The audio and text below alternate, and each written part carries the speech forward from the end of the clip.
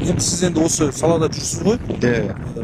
2093-тен 94-тен бастап сол Тәжіғалидың малын бағам дейді.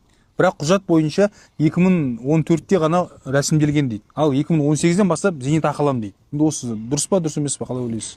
Біз сұрадық талай рет.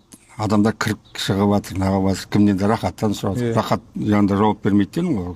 Тұйық жауап береді. Бұлай неге? Ештеңе айтқан да жоқ. Айлық алып жатыр ма, жоқ па?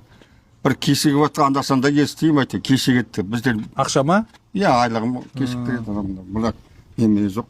Мынау Рахаттың бас бармағы шауылып кетті жұмыста жүрген кезде. Білесіз ба оны? Естідім, жоқ. Білмеймін, естідім тек. Көрмедіңіз иә? Көрген жоқ. Солағын көрдім. Оқиға орнында көрген жоқсыз ғой болған кезде? Болғанда жоқ. Қасында да болған жоқ. Сіз жалпы осы ауылдың тумасысыз ба? Иә, осы ауылдың тумасы. Демек, Рахат көшіп келгеннен бері танисыз ғой? Иә, көшіп келгеннен бері танимын. Көшіп келгеннен бері танимын, бірақ біз осы ауылда туып өстік. Совхозда істедік, Рахат бізде істеген жоқ. Рахат көшіп келді өзі. Иә. Басқа жақтың көшіп келгесін көп алған жоқ. Ол сразу ана неге кетті.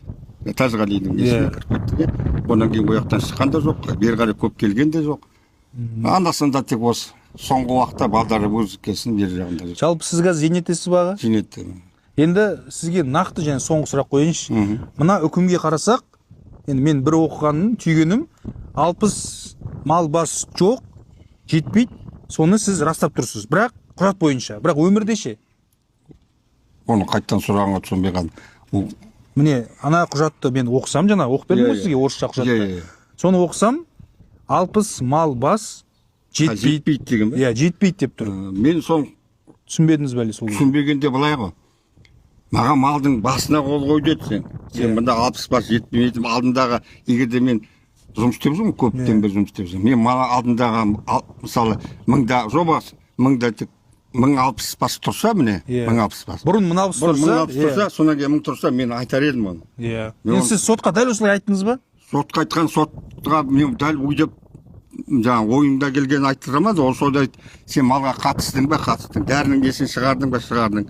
Жетпеді ма, жетпеді деген жер ол. Иә, жетеді деген оған сотқа сынау. Былай ашық мен сияқты сұраған жоқ, жауап бере алмадыңыз. Жоқ, мен жауап бере алмадым. Өйткені ана 1000 бас мен жаңағыдай сіз айтқандай түсіндім болды аға, мен сізді түсіндім. Мен соны ойымды жеткізе алмадым, маған тек бір сұрақ қойды, соны сұрады. Егер біз осы істі қайта көтерсек, жауап беруге дайынсыз ғой дәл осылай? Дәл осылай жауап беремін, мен болғанда айтамын ғой. Иә, болды, жақсы аға. Мазаласам кешірім сұраймын, аман болыңыз, ғұмыр жасыңыз ұзақ болсын. Мен алдында да Рахат, мен сотта да сұрадым Рахаттан айналайын ау. Рахат, сен түсінші, мынау сот болып жатыр, не болып жатыр?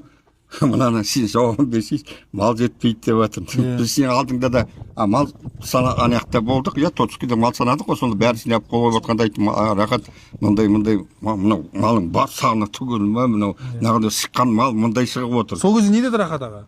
Бәрі нормальды, бәрі мал түгел дейді. Ар жағын мен де білмеймін, ар жағын тіріскелеу правамды жоқ ма? Бастапқы есебін сіз білмейсіз ғой. Білмеймін ғой. Одан кейін қалай енді 60 малды минус деп айтылады деген әңгіме содан шығып тұр ғой. Сол ғой, мен де әлі соны мен де білмеймін ғой. Жақсы аға, болды, түсіндім. Аман болыңыз.